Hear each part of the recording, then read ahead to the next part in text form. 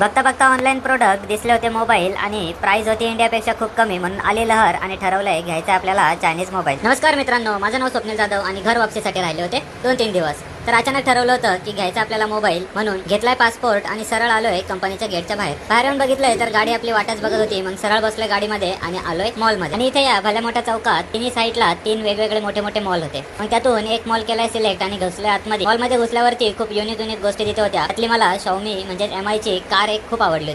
कारचा लांबूनच काढला व्हिडिओ आणि सरळ गेलोय पुढे, कारण आपल्याला घ्यायचा होता मोबाईल. पुढे गेल्यावर दिसलं होतं सॅमसंगचं शोरूम आणि केली होती मागच्या बाजूने एंट्री. पण केली थोडी चौकशी आणि झाला होता मूड खराब, कारण जो आपल्याला घ्यायचा होता मोबाईल तो अवेलेबलच नव्हता. पण हिंमत काय सोडली नव्हती. दोन्ही तिन्ही मॉल फिरलो आणि सगळीकडे बघितलंय कुठे आहे अवेलेबल, पण मोबाईल काय अवेलेबलच नव्हता. मग फिरवले थोडे फोन आणि सुझो सिटी मध्ये होता मोबाईल अवेलेबल, म्हणून सरळ आलोय मेट्रोने सुझो सिटी. उतरून ट्रेन मधून लावलाय गुगल मॅप आणि थोड्याच अंतरावरती होतं आपलं मोबाईलचं दुकान. पोहोचल्यावर दुकानात दिसला होता आपला मोबाईल आणि झटकन केलंय पेमेंट आणि घेतलं